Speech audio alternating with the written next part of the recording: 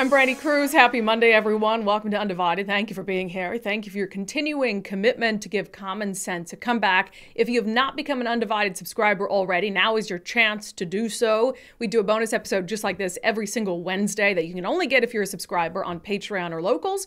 That's patreon.com/undivided. Or you can become a contributor on my Locals community, brandikruse.locals.com. Thank you to the founding sponsor of Undivided, 1530 Mortgage. Visit them at 1530mortgage.com. A ton of stuff to get to today.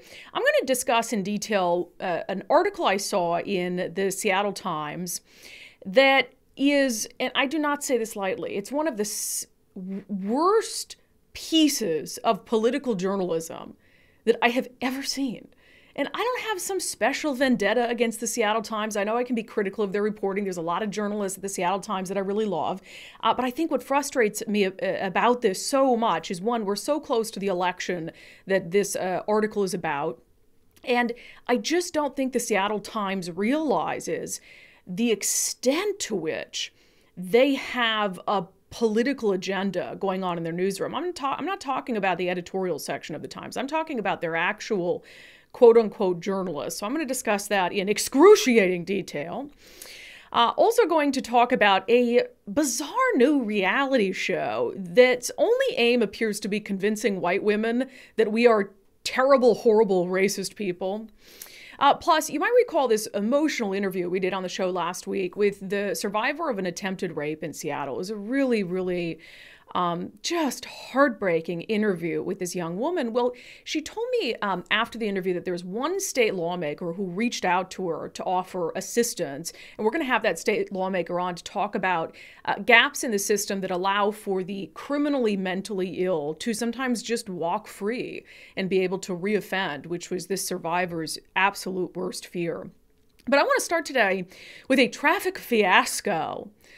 If you don't live in the Seattle area, I think you'll still find this interesting. So on Friday, rush hour, evening rush hour on a Friday, one of only two major interstates that connect Seattle to the rest of the state was closed down. Now, this was a pre-planned closure. I don't defend the State Department of Transportation often, but I did come to their defense on this one because I still run, the business of the podcast out of my house, but I come here to the studio, which is, I got to come towards Seattle at my undisclosed studio location. I come here 3 or 4 days a week. And so I saw the signs for this closure days in advance. I knew well in advance that the closure of I-90 was happening. And I had also, I'm on Twitter. I listen to FM radio. And so I certainly knew, and I had heard in multiple traffic reports, I'd seen the State Department of Transportation put out on Twitter multiple times in advance of this closure that it was happening. So all of a sudden on Friday, I'm seeing these reports come out of 6-hour delays of people trying to get into Seattle because they started to take an interstate that was now closed. There were people who were trying to get onto Mercer Island, and they had kids at daycare that they couldn't pick up for 6 to 10 hours. There were people, it got so bad, they were abandoning their cars on the side of I-90. And so I'm watching that and my first reaction is, honestly, how did you not know that 90 was going to be closed? Because they've been telling us for days. And again, I'm very critical of government incompetence. And I saw a lot of people on Twitter saying, oh my gosh, they didn't tell us. They did, okay? What do you want them to do? Send a certified letter to the house of every registered driver in the state of Washington? No, I mean, they reached out to the media. I heard it on TV. I heard it on the radio. I saw it on social media. I saw it on signs. So I didn't really have a ton of sympathy, I will say, for people who got, stuck on I-90 for 6+ hours. That being said, and Washdot, if you're listening, that might be the only time I ever defend you, so just enjoy it. But there were a couple legitimate questions that came out of this whole mess. And again, it goes back to the question of kind of government incompetence. One is, could you have picked a better weekend? There was a Seahawks game at home this weekend. The University of Washington had a home football game this weekend. So I do think it's legitimate to ask, okay, was there really no other weekend you could have done this? And did you have to start it right ahead of the Friday rush hour? So again, totally legitimate. The other real question I have, and this is the part of this that really peeves me off. I'm trying to swear less on the podcast. Peeves isn't a swear word.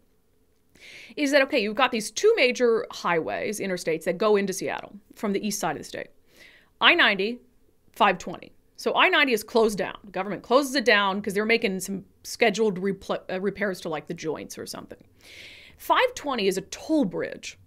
So a lot of the times people will use I-90 because they don't want to pay the tolls for 520. And that's a financial decision that they've made to say, okay, even if 90 takes a little longer, I want to avoid paying, twice daily tolls on 520 because I can't afford it or whatever it might be. And so I was thinking, well, of course, if 90 is shut down, of course the government is going to lift tolls on 520.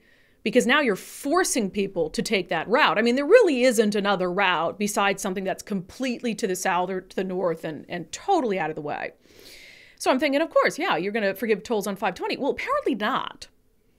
Apparently there were still tolls in place on 520 on Friday night during this traffic nightmare.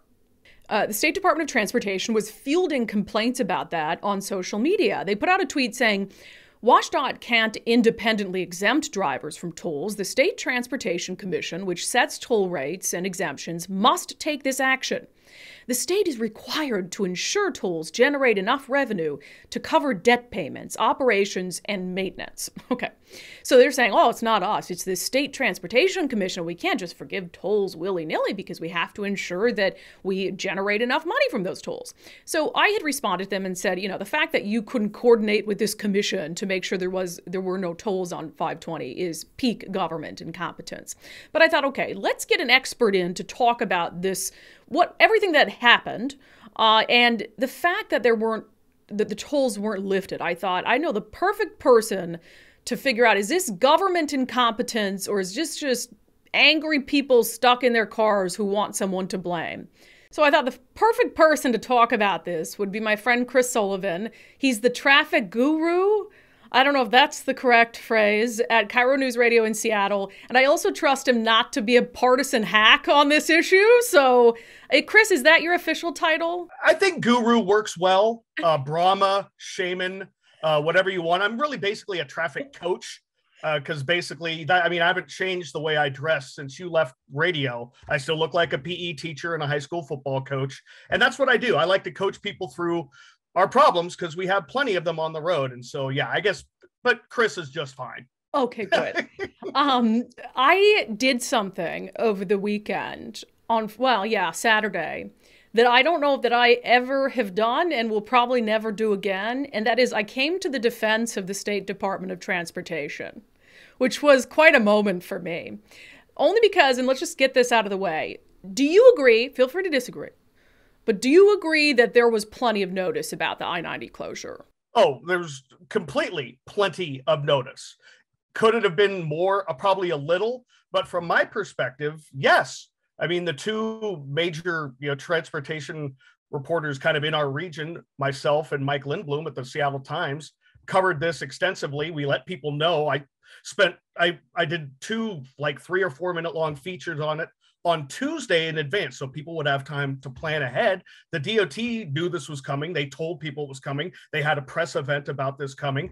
And I don't think there was any doubt that they let people know. But whenever you close a lake bridge and your only other option is a tolled lake bridge, I think a lot of people feel like maybe we could have been informed a little bit better of the severity of what this was going to be. But I think there was plenty of information out there. So how do you, given the fact, and I agree with you because, I travel in at least 3-4 days a week from the east side to the west side. I saw the signs, warning of the closure. I listened to the radio. I mean, you'd have to be a real hermit not to have heard about it, in my opinion. But all that being said, why, given the advance notice, do you think it got so bad? I mean, people abandoning their cars on I-90, 6+ hour delays. Yeah, it was like the snowstorm after the Green Bay game, in the early 2010s, I think, when 405 shut down and people were stuck there after Monday Night Football. And I'm not sure, Brady, and I drove this Friday morning right after the closure. We were heading out of town, and the signage that the DOT put up the day of and during the closure, I think could have been a little clearer. As a matter of fact, when I drove, I told my wife, I'm like, I'm not sure if that gets the point across, because it was like, okay, freeway closed at West Mercer Way.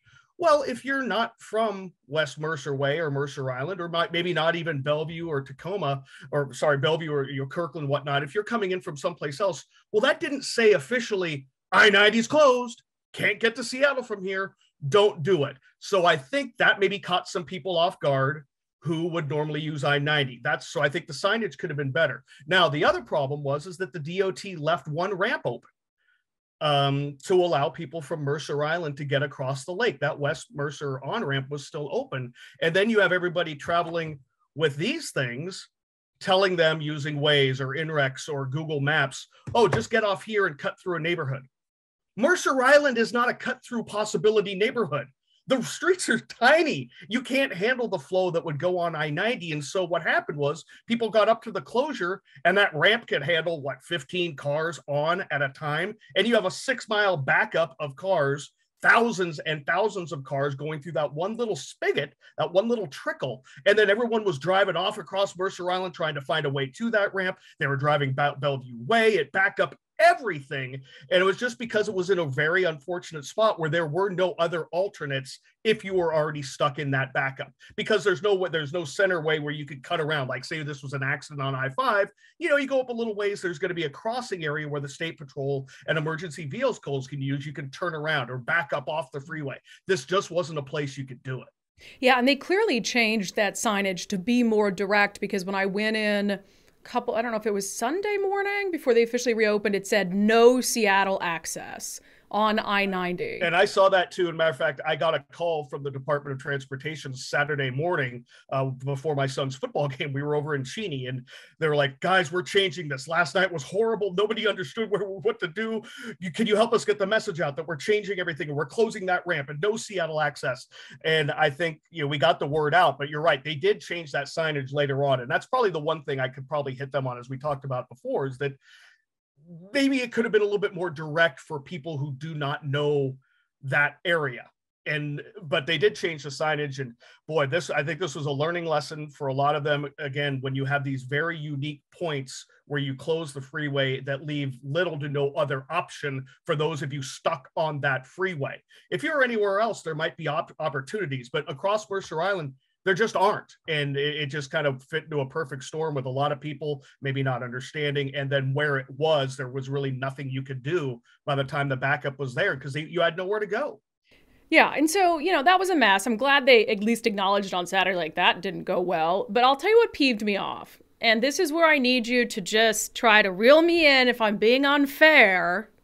But, there were a lot of people complaining that, okay, 90's closed, and so we're being forced to take a toll bridge, and you're still collecting tolls. So there were a lot of people questioning why you wouldn't have forgiven tolls during that traffic closure.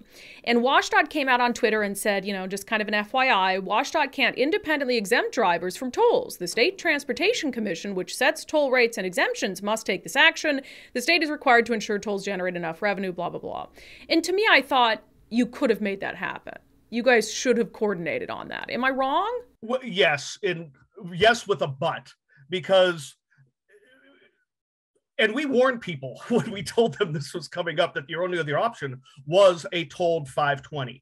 Now, here's the reason. It's the way that the state and the legislature and the Transportation Commission have put these tolls together, that in all of our tolled facilities around Puget Sound, there are some where you could turn off the tolls if you wanted to. There are places where you cannot, based on how they are funded, based on how that project was funded, and whether or not the bonds are tied to toll revenue. 520, the product of the tolling, that money goes to pay a certain portion of the construction of that floating bridge. And to be honest, the project that's still ongoing, that you can't just go, okay, we'll turn that off, because fiduciarily, you're tied to that. And that's the way the funding is set up. If you wanted to do it on 405 or 167, those are congestion model prices where you're being priced out of the toll to help or out of the lane to allow people to get in there in free congestion. They're two different types of things, but you can't waive a toll like you can on 99. You can't on 520 because of the way they're financed. And I know this wasn't planned. I mean, they knew this was coming. Maybe they could have coordinated, but as far as I can tell, it takes heaven and earth to move before you can actually get them to waive a toll like that on a road that's paid for with the tolling revenue. Well, on Saturday, did they charge tolls on 520? Yeah. So they did not relent on that issue. No, because the state's position is they cannot without an act of the legislature or the Washington State Transportation Commission. Again, because of the way the funding is set up. Now, is that the right thing to do? Probably not. I mean, I wish it would have been the nicer thing to do to provide a free trip, since they were cutting off the only other free trip. But again, that's based on our geography and how we've built our transportation up.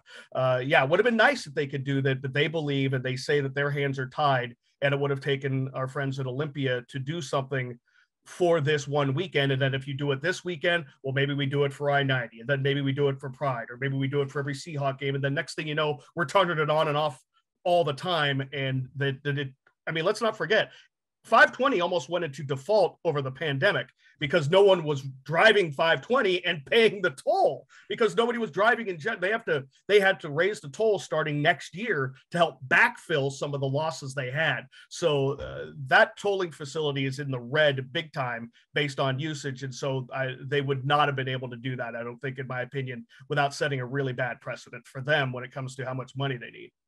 I love the idea of a bridge going into default, like what's going to happen to it. Let's hope not. Right? I just think when you take away the only other realistic option for people to, avoid paying a toll, I just don't see how they couldn't. I kind of think it's bullshit. I think you can call the State Transportation Commission. They knew well in advance. I just tend to think that you could have made it happen, and they just chose not to. I think that there's a way you probably could, but I don't think they want to set the precedent that if we do it this time, then next time there's a closure, then next time, then what meets the criteria. It's just better to say, listen, our hands are tied due to the finances. It'd be like, hey, can you turn off my rent this month because of COVID? Oh, wait a minute, that happened for like 5 years. And people weren't paying it back. Oh, wait a minute, hold on. Just scratch that whole part of this whole conversation, Brandi. Oh, that's good. So you know what else I did quickly this weekend? I took public transportation. I saw that. And I had a blast. I got to chat with so many people on the Sounder. It was a nice view. I really enjoyed it. Yeah, I took the Max Light Rail in Portland a week ago because it worked out for me. Everyone seems to think I'm anti-transit, or a lot of people are anti-transit around here. It's like, no, it works great when it works for us. And yeah, there's nothing wrong. I mean, I would love to take light rail if it ever made it into my county, which I've been paying for however many years I've lived here, and who knows when it'll get up here, but it works and it's great. Yeah. I saw you guys enjoying yourself on Sounder. Why not? It was a perfect way to get into a game down in the stadium district. Light rail can be too, if you could find a way to get to a park and ride and use it.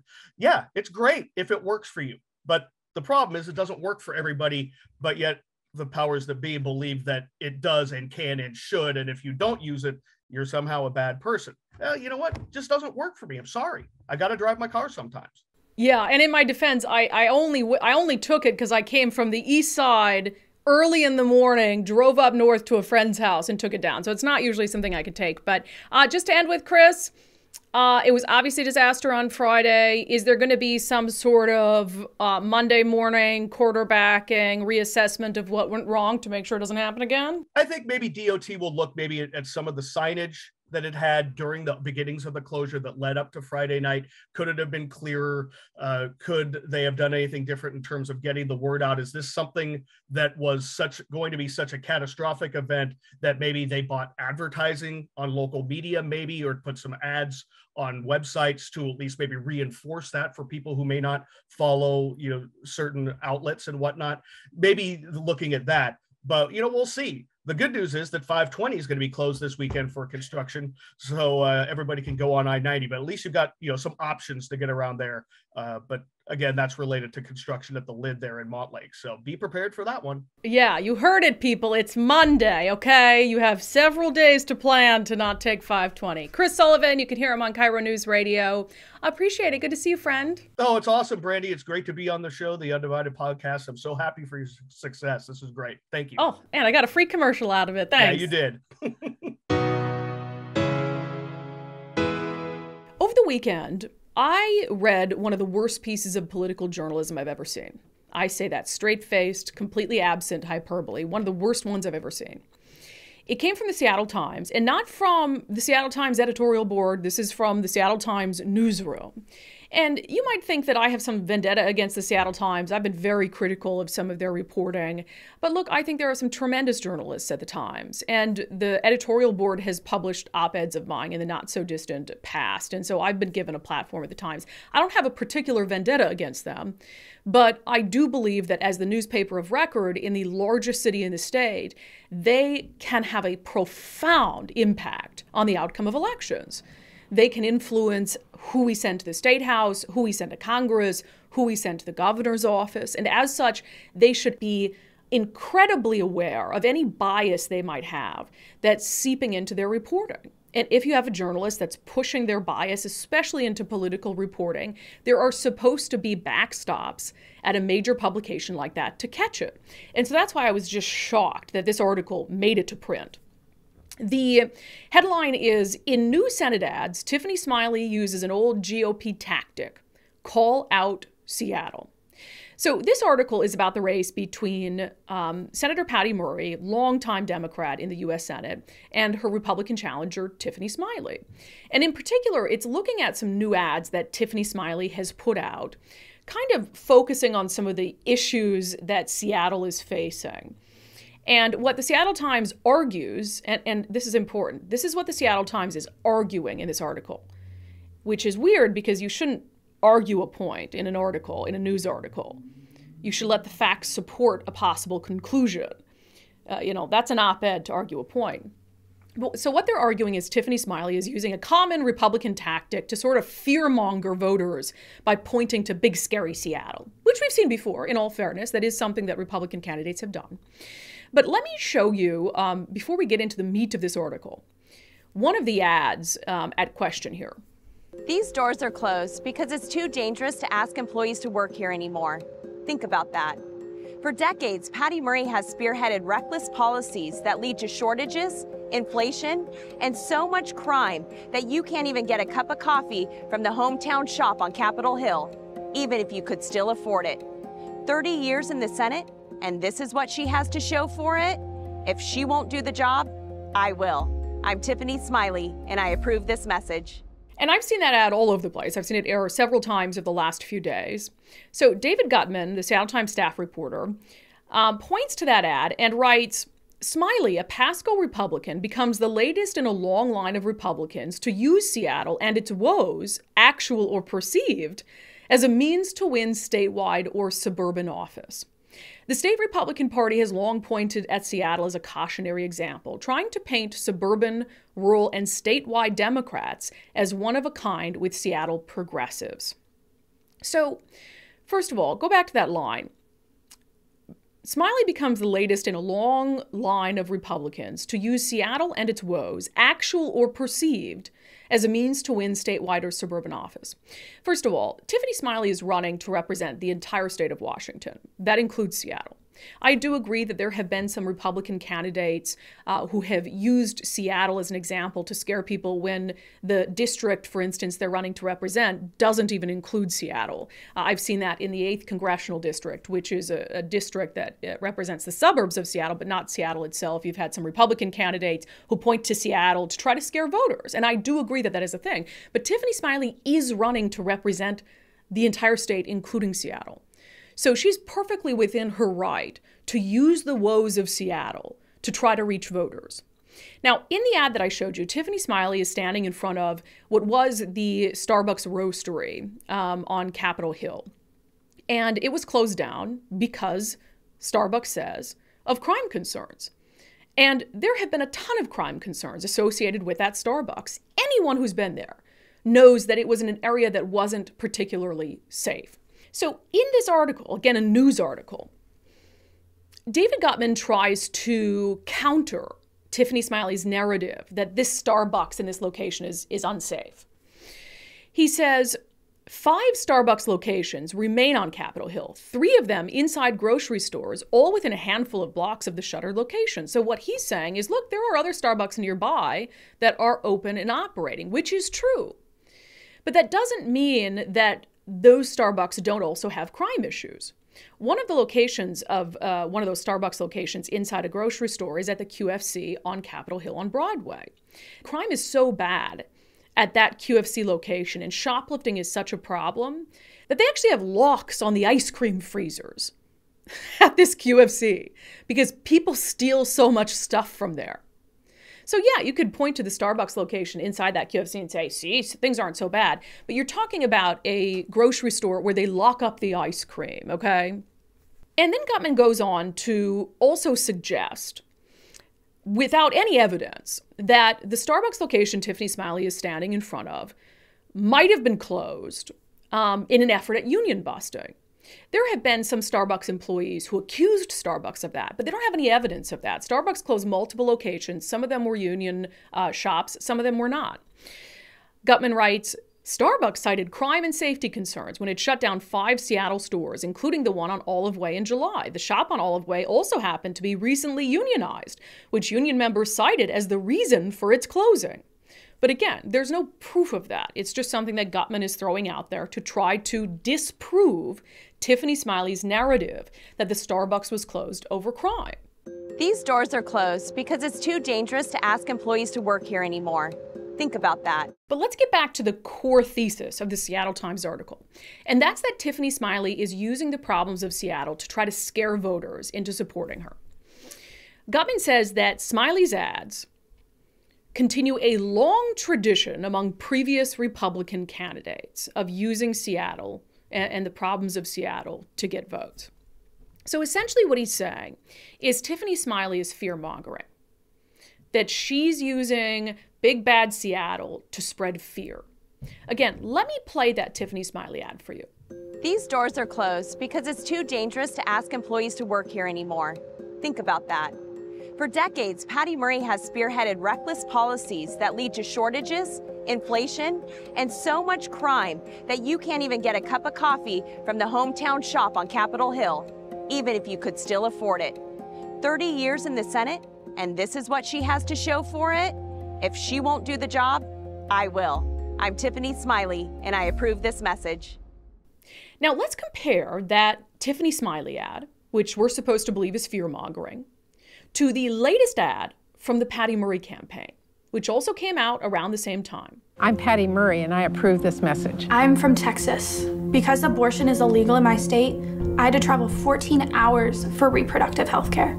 I've never been more terrified in my life. MAGA Republican Tiffany Smiley agrees with Texas law. Republicans are already trying to ban abortion nationwide, even here in Washington. They need Tiffany Smiley in the Senate to do it. Oppose Tiffany Smiley so Washington women don't suffer like I have. Which of those ads sounds scarier to you? Which of those ads would be considered fear-mongering? Which of those ads is more relevant to the issues that are actually facing the voters of Washington state? In her ad, Tiffany Smiley is standing in the largest city of the state she is looking to represent. And in doing so, she is highlighting very real problems that that city is facing. These doors are closed because it's too dangerous to ask employees to work here anymore. Think about that. Now, in her ad, Patty Murray is using a woman who lives thousands of miles away in Texas. I'm from Texas. Because abortion is illegal in my state, I had to travel 14 hours for reproductive health care. You tell me which ad is trying to play to the fear of voters. Oppose Tiffany Smiley so Washington women don't suffer like I have. Patty Murray's ad also makes sure to call Tiffany Smiley a MAGA Republican. Tiffany Smiley is not a MAGA Republican, although it seems like Democrats are using that phrase more and more often. We've seen the president use it as well. If you want to see a MAGA Republican, you go down to the race for Congress in Southwest Washington, and you look at Joe Kent. Joe Kent is a MAGA Republican, very proudly so. Tiffany Smiley is not, in any sense, a MAGA Republican. But they're using that phrase very deliberately. They're using that phrase to prey on the fear of voters in Washington state. MAGA Republican Tiffany Smiley agrees with Texas law. Republicans are already trying to ban abortion nationwide. And Tiffany Smiley has said on the record that she would not support a national ban on abortion. Republicans are already trying to ban abortion nationwide, even here in Washington. They need Tiffany Smiley in the Senate to do it. Oppose Tiffany Smiley so Washington women don't suffer like I have. So it's perfectly okay in the eyes of the Seattle Times for Patty Murray to use a woman from Texas, where abortion laws are completely different than Washington state, to scare Washington voters into thinking that they could be the next Texas. Perfectly fine for Patty Murray to do that. But it's not fine for Tiffany Smiley to stand in the heart of a city she wants to represent and talk about the very real issue of public safety. One of those is fear-mongering, according to the Seattle Times. The other is not. I would challenge you to ask yourself why and answer honestly. The following segment is brought to you in partnership with Future 42. Turn your frustration into action by signing up at future42.org. Last week on the show, we had a really emotional interview with a survivor of an attempted rape in Seattle, talking about, speaking of public safety issues in Seattle. Here's part of that interview in case you missed it. I remember talking to my friends kind of in those next few just kind of nightmarish days afterward and saying, if this had to happen, or if this, if I have to go through this, at least it is so clear what happened, that they caught him, and then after this I can be safe. I don't have to worry about it. And now it feels like that might not be true anymore. He had a knife. He had seemed very, calculated and deliberate when I talked to him. He locked the front door behind him. He asked me if anyone else was coming to the house. And I really thought it was going to be an open and shut case. Central to her case is the fact that her attacker was deemed mentally ill by a court evaluator, too incompetent to stand trial. Now, prosecutors are trying to push back against that finding, but what could happen is if you have someone who's not competent to stand trial, it's up to Western State Hospital to decide whether to do some sort of long-term civil commitment, but you do sometimes have people who fall through the cracks, who are deemed not competent to stand trial, but too incompetent for a long-term involuntary commitment, and so they're released back into the community to possibly reoffend, and that's what this survivor was incredibly fearful about. Now, after the interview, she let me know that there was a state representative who reached out to her, Democratic Representative Tina Orwall, basically offering, assistance after she had come forward and told her story to the media. And so I reached out to Representative Orwall to invite her on the show and talk about possible solutions to help fill this gap in the criminal legal system. Representative, welcome to Undivided. Thank you for taking the time. Thank you for inviting me. And you actually, before we started recording, I was under the impression that this survivor reached out to you, but you had kind of reached, or that you had reached out to her, but she reached out to you through kind of an intermediary. Yes, that's correct. I do a lot of work supporting survivors of sexual assault, and we knew a common person who suggested that she reach out to me.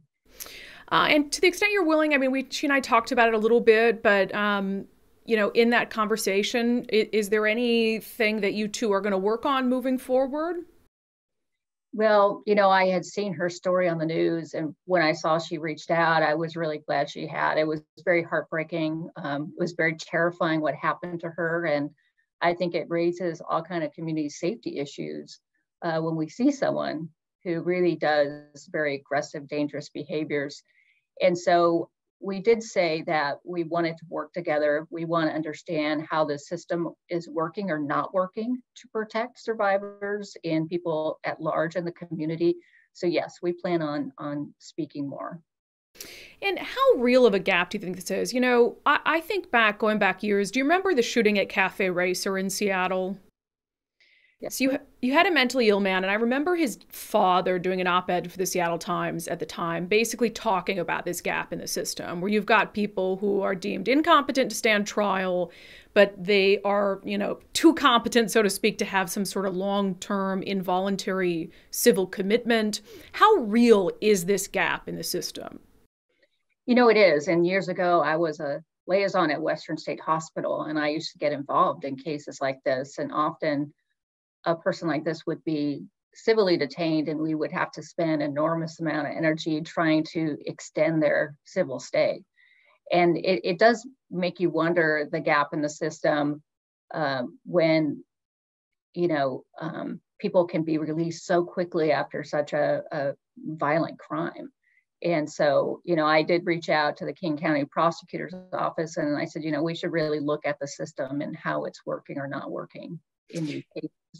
And just with your experience with Western State, it is a complicated process. And in the prosecutor's office, I've been in touch with them as they try to kind of explain how this is going to play out. But how hard is it to civilly commit someone, obviously against their will, for an extended period of time? Well, we provide a lot of protections there, right? Because it is against somebody's civil rights. And, you know, we have that dangerous to self or dangerous to others or grave disability. And when you get someone in institution, there may not be a lot of documentation of danger to others, right? And so you're looking at that history, and it just kind of, it's difficult. It's very difficult. And of course, I would say that most people who have mental illness tend to be more victims of crime than perpetrators. But there is a subset of individuals that can be very dangerous. So in your experience, and I realize that this specific case is still playing out, the prosecutor's office is trying to push back against the finding from the individual at the court that he can't stand trial. So I don't want to dive too much into the particulars of this case because we just don't know how it's going to end. But someone where there is evidence that they have victimized someone else, do you see this kind of case being an easy one to get a long-term civil commitment on? Well, I don't think it's ever easy. And, you know, often at Western, they do, you know, they start with the 72, you know, and the 14, but, you know, it often can go to 90s and 180 days. But every time you have to go to court, you're back in court having to provide convincing information of why this person needs a longer detention. So I think it is very hard to keep people civilly detained over a long period of time. Well, look, you said it there. I mean, we should all kind of agree that there needs to be a high threshold there. I mean, Republicans, conservatives, I mean, gosh, libertarians, you don't want the government to be able to easily confine someone against their will for an extended period of time when they have not, you know, had due process. But what do you think? Have you given any thought to what a possible fix could be that doesn't jeopardize someone's civil rights, but doesn't allow someone who's clearly violent to just walk back out into the community? Yeah, it does make me wonder if we need to look at some of those definitions of what really constitute danger to others. I know Senator Dinger, who I work with, has done a lot of work on the ITA laws. I think this is an opportunity. It's sad we have to take this opportunity to really work and see, is there something broken in our system and a safety net we could add here? This case seems to highlight how easily someone who poses a danger to the community can be re-released. Just generally speaking, Representative, what do you think the state of our mental health system is in Washington? Well, I've been thinking a lot about this lately, working with Senator Dinger and others to implement 988, and we really lack a kind of well-funded, comprehensive behavioral health crisis system. And I think under 988 and with additional funding, we are going to build a system that doesn't exist now. And I would say the good news, as we have more rapid response crisis teams or community alternatives, that there'll be more places to do intervention sooner. And I think right now it's often frustrating because often to the community, it feels like you either have to be detainable or you get no help. And there's so many things in the middle that we need to be developing. We're looking at these 23-hour centers where police and others could take someone for evaluation. And so I think we're realizing that the gaps in our system often leave people on the streets who need more help and end up getting sicker and having more issues in the community.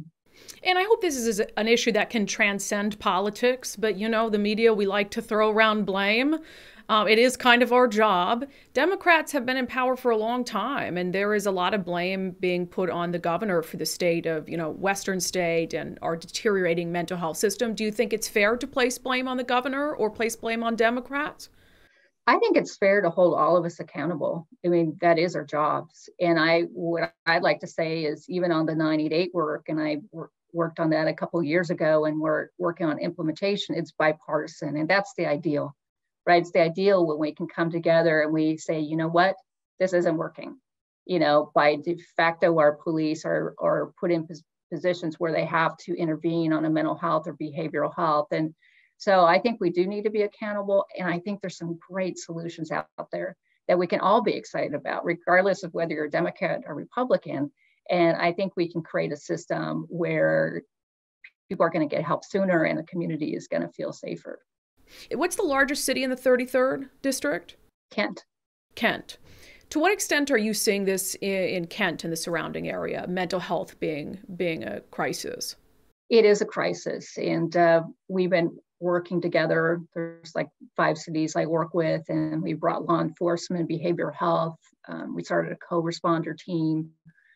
I do think what we're really looking at in South King County and throughout the state is rapid response. That would be a behavioral health specialist, someone with lived experience, and maybe EMS to be able to take folks to these community alternatives.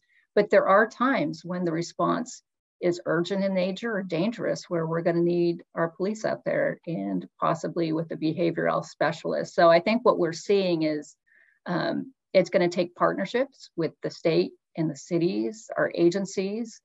We'd like it to be very clinically driven, which frees up law enforcement to actually go after dangerous perpetrators, right, which do pose a harm to our community. So I think there's a lot to be gained by creating this more robust crisis system than we have now. And do you think that falls more on the local jurisdictions to come up, counties and cities to come up with solutions, or is it more so something that needs to be handled statewide? Well, with the 988, we doubled or tripled our call centers, right? That's a 3-digit behavioral health line anyone can call if they have a crisis or they know someone and they get a clinician on the phone. We're working on these rapid response teams and crisis alternatives, and that's really a partnership really grounded at the local level. So right now, like Federal Way, which is in South King County, it's not one of my cities, we'll have a 23-hour facility where police or the community can bring in somebody who's having a behavioral health crisis. And King County plans to have 5 of these, one of them for youth, these campuses for crisis. And so we hope to see these all over the state. And again, it's a partnership. The cities need to work with us to probably help on some of the funding, and so does the counties. And so I think it's a beautiful opportunity for us all to work together on all levels of government, Democrats and Republicans, to really create solutions that we really never had available in our state. For Democrats, where does it sit on your list of priorities? I know there's always competing interests in a legislative session. Where does it sit for you? It's a top priority. I spend probably 20 hours a week working on this right now. And I'm going all over the state. Senator Dinger and I meeting with different jurisdictions. We were in Pierce County this morning, meeting with their crisis team and police and fire. And I think next week we'll be in Spokane. So this is an issue all across the state. But I think the solutions and funding we're looking at will make sure that anyone in crisis anywhere in our state will get the help they need. You mentioned you're going around with Senator Dinger, who's also a Democrat. Do you foresee any disagreements with Republicans on some of the issues that you're talking about, some of the potential fixes, be it disagreements with how to pay for it, et cetera? Well, we did pass the telecom fee, which is how we pay for 911. And we did get that through in the House. It did have some Republican votes. We were in Ellensburg last week. Representative Tom Dent joined us. His community is very interested in this conversation, both the crisis teams and the 23-hour centers. It looks different in different parts of the state. And I think we need to listen and learn so we build the right resources. But they have found barriers to creating some of these resources. And I think we can help at the state. We can help with funding and removing the barriers they're seeing. On a broader scale, when we talk about crime, as you mentioned, the largest city in your district is Kent. I had on the mayor of Kent, along with the mayor of Renton, the mayor of Auburn, the mayor of Federal Way, who have expressed deep concern with some of the laws that you folks passed in Olympia around public safety, in particular the pursuit law. Is that something you're willing to go back and address this session? I work really closely with all my mayors, the mayor of Kent and Auburn. We were in Arizona last month looking at the models in Tucson, because they're working on these 23-hour alternatives and their crisis teams. So we're very much a team in South King County. And I think, there was a bill in public safety around the pursuit. It passed public safety. It did not pass the House. I think all of these things are open for discussion to find, what is the best policy? What does it look like? And for me, with my cities, my police chiefs, my amazing, advocacy organizations and constituents, that we can find these solutions together. Because at the end of the day, we want the community to be safe. And for people who aren't familiar, you're referring to, there was a potential fix put forth, but it didn't make it through for the pursuit bill. Do you share the concerns of those mayors in your district that the pursuit bill just is not working? Well, we've received feedback, and I think what you hear. There's one side is some of the data that often the pursuits leave people that tend to be harmed are people in the way, right? Are citizens that are in the wrong place at the wrong time. Unfortunately, that get hurt in pursuits are the most likely people to be harmed. But then I work on supporting sexual assault survivors, and I had a sexual assault survivor reach out to me and said the perpetrator was able to drive away. And so this concerns me. I mean, that's a very, obviously a horrific crime. And so for me, where is that balance of policy? We do want to keep the community safe. There are times when pursuit probably needs to happen. Does it need to be happen on every encounter? Where's the balance? And so I think the hope is that we have those conversations that balances out the community being safe and still holding perpetrators accountable. And again, I work very closely with my cities, and we will be in dialogue, as well as all my colleagues in Olympia. I guess what I'm trying to get at is there any doubt in your mind that something has to change with it? Are you committed to changing it, even if it's slight?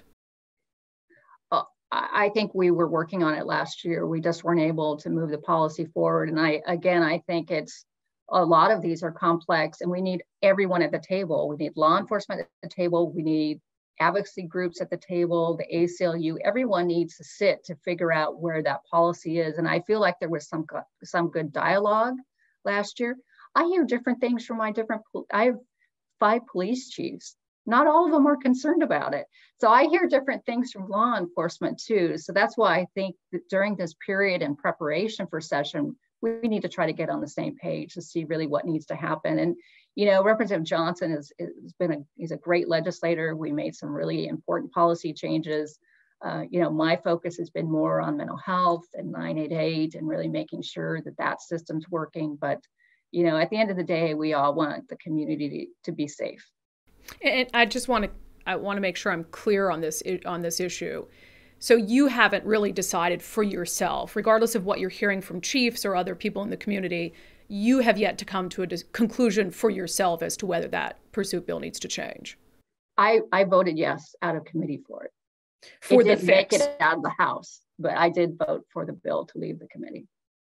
Is that the bill that's the end, anytime you end a session, then that policy is revisited. Does that policy need to look any different? That's the conversation we need to have now. And can you, just for people who are not caught up, what was the fix that you voted yes on out of committee? Well, it's kind of complex. They've added kind of safety layers where law enforcement needs to contact a supervisor before doing a pursuit. There's different parameters of when you can pursue it. So I think, and really, Representative Goodman is probably the one that worked the hardest on this bill with Representative Johnson. But what they were trying to do is, like, instead of all pursuits, which ones really should be allowed and what should be kind of the layers of oversight so that we understand what happens in these pursuits. So the bill was kind of a series of both of those things. Again, it's an important issue that I think we need to look at and continue to talk about. Well, ending kind of more broadly, public safety is, gosh, it's a contentious issue right now. I mean, it's certainly an election year issue. Republicans are really hammering Democrats about the state of public safety, particularly in states like ours where Democrats are in control. And I've seen some Democrats seemingly make a 180 on public safety, where now it feels like this major priority for them. I really don't care about the politics of it. I just want people to be safe in the communities that they live in. Can we get to a point in January when you guys head into session that we can put the partisan bickering aside and get down to business to keep people safe? Absolutely. And, having served a number of years, we've been working on the rape kit reform and testing the kits and holding perpetrators accountable in a bipartisan manner for years, right? So I've seen the Republicans and Democrats come together on great public safety issues, and I think we'll find a path forward. I feel very confident. Okay, I'm hopeful. All right, Representative, I appreciate the time, and I'm glad that there was someone in touch with the woman who we spoke with last week, and so I'm glad to hear that you were able to speak with her, because I think that was really important for her to know that people in positions of power cared, and so I definitely I'm glad that someone is out there doing that. So thank you for taking the time to join us. Thank you for having me. The previous segment was brought to you in partnership with Future 42. Turn your frustration into action at future42.org. A couple political stories I wanted to tick through quickly today. I was watching Meet the Press, and there was a conversation about some Republicans in the House, if they regain control in the November election, about what one of their top priorities would be. And apparently, one of the top priorities wouldn't be, solving all the crises that are vexing the country, but it would instead be impeaching or trying to impeach President Joe Biden. Do you expect an impeachment vote against President Biden if Republicans take over the House?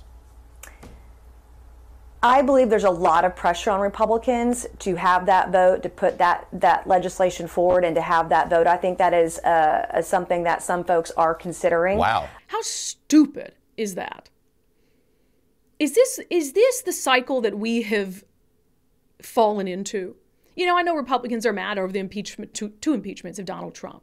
But to think that, looking at everything that's happened in 2022, how much Republicans have been beating the drum about the costs facing American families, about the crime crisis, to think that impeaching Joe Biden would be anywhere on your list of priorities if you regain the House is actually bordering on embarrassing. And I saw some people on Twitter saying, wow, Joe Biden, he deserves it. Somebody was saying because he wants to forgive student loans and he bypassed Congress to do so, that's an impeachable offense. And then what? Republicans in the House spend time trying to impeach Joe Biden, and then what? If they don't have control over the Senate, it certainly doesn't go anywhere. And let's say it does. Let's say that Joe Biden is removed from office. Then what? Kamala Harris? Is Kamala Harris going to be the one to fix the problems vexing the country? Let's say somehow remove Kamala Harris. And then what? Nancy Pelosi? What is the end game here for Republicans? To please a certain segment of their constituency, to say, yeah, we tried to impeach Joe Biden. We got back at Democrats for impeaching Donald Trump. Republicans seem to be doing everything they can to snatch defeat from the jaws of victory. And mark my words right now, I swear to God, if Republicans spend even a second of valuable time focusing on an impeachment, a political impeachment of Joe Biden, as opposed to the issues that are facing our country, then they will prove that they are no better than Democrats. Speaking of Democrats, Jen Psaki has finally been making her debut on MSNBC as a political commentator.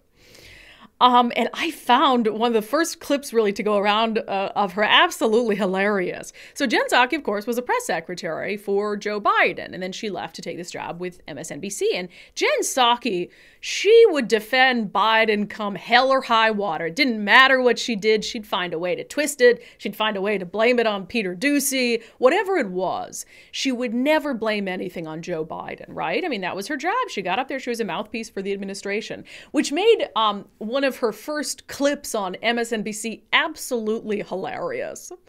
Yeah, look, I think that Democrats, if the election is about who is the most extreme, as we saw, Kevin McCarthy touch on there with Marjorie Taylor Greene, I'll say her name, sitting over his left side, then they're going to win. If it is a referendum on the president, they will lose, and they know that. They also know that crime is a huge vulnerability for Democrats. I would say one of the biggest vulnerabilities. And if you look at Pennsylvania, for example, what's been interesting to me is it's always you follow the money and where are people spending money. And in Pennsylvania, the Republicans have been spending millions of dollars on the air on crime ads against Fetterman. If it's a referendum on the president, they will lose. So Jen Psaki acknowledging that if Americans cast their votes in November based on whether they think Joe Biden, her former boss, is doing a good job, that Democrats will lose. I've got to admit, I admire Jen Psaki for being honest in her new role as an MSNBC contributor. I just can't help but think it's hilarious considering the fact that she defended absolutely everything Joe Biden did just a few months ago.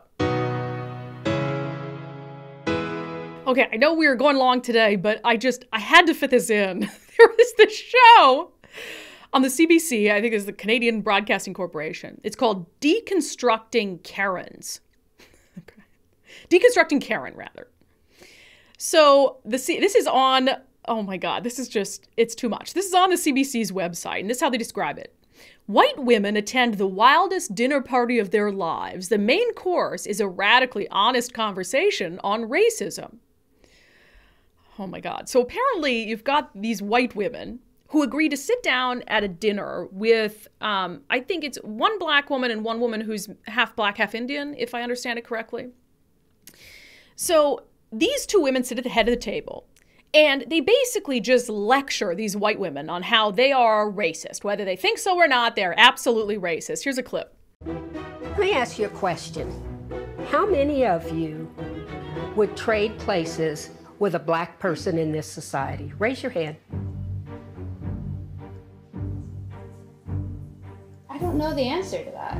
Well, it's yes or no. How many of you would do it? I know I wouldn't. I mean, I dated a Hispanic, very dark. No, I'm not talking about Hispanic. The question is. But I was going to have children. So I spent many years thinking of myself of having very dark-skinned children. Question is, how many of you would be willing to trade places in this society with a black person? I think I would. Absolutely. Absolutely. No. Okay. I'm not saying there's not racism. Absolutely not. It's just saying I don't see it. Yeah, but you know how racist this country is. Not to the degree that you do. Oh, no, you will never know. You know, in this country, we created the criminalization of black people. And when your skin is seen as a weapon, you're never unarmed. And that's why black boys and men and women are dying in the street with their hands up.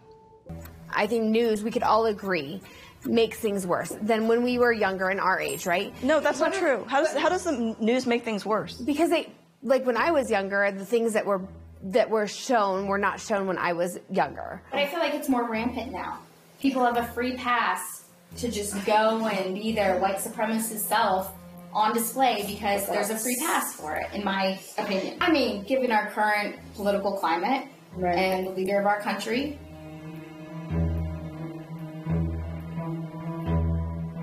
When I was in Charleston, South Carolina last summer, I get into my Lyft, and the guy turned around and looked at me, and he said, "Lady," he goes, "I hate to have to say this to you, but if I get pulled over, you're just another black woman," and he's black. And he said, "Put your hands up do as they say, do not make any trouble. He actually told you that. Yeah, of course. Oh, dear God. Of course. To protect her. To protect him and to protect me. Where were you? That's the life he lives. And that's his reality. But that's insane. But that's his reality, whether it's insane or no, not. I'm not saying he's insane. I'm saying I get it. Insane. But what we're saying is this is America. I want to ask also to stop acting shocked. So part of white feminism is acting so surprised when we tell you. But it is. Why are you telling us not to act the way that we act if it is surprising? Because to me, that is surprising. That upholds white supremacy. See, you've got one of these white women who expresses shock that this rideshare driver would say that to a passenger. And one of the hosts, the black woman, is like, the fact that you're shocked by that means you're racist. And to that, I think, first of all, what women would subject themselves to this? Who are these white women? And you are never, if the goal here was to get some truly racist white women around a dinner table and try to get them to change their ways, let me tell the CBC, no actual racist person would agree to go on a show like this. No, the only people who would agree to go on a show like this are progressive white women who really want to come to terms with their inner white supremacy. There is no actual racist person who would go on a show like this. This is one of the, I almost have to go watch it just to really see the depths of absurdity that we're dealing with here. But why would you basically invite yourself to sit down to dinner and be lectured on being racist when you know in your heart you're not a racist? Why would you sign up for something like that? Deconstructing Karen is the show. Deconstructing Karen. Do we get the CBC in America? I sure hope not, because I just don't know that we need a show like this reaching the eyes and ears of the American people. All right, that's it for today's episode of Undivided. Thank you for being here. Thank you so much for your continuing commitment to give common sense a comeback. If you have not become a subscriber already, you can do so in two ways at patreon.com/undivided or by becoming a contributor on my locals community, brandikruse.locals.com. Thank you to the founding sponsor of Undivided, 1530 Mortgage. Visit them at 1530mortgage.com.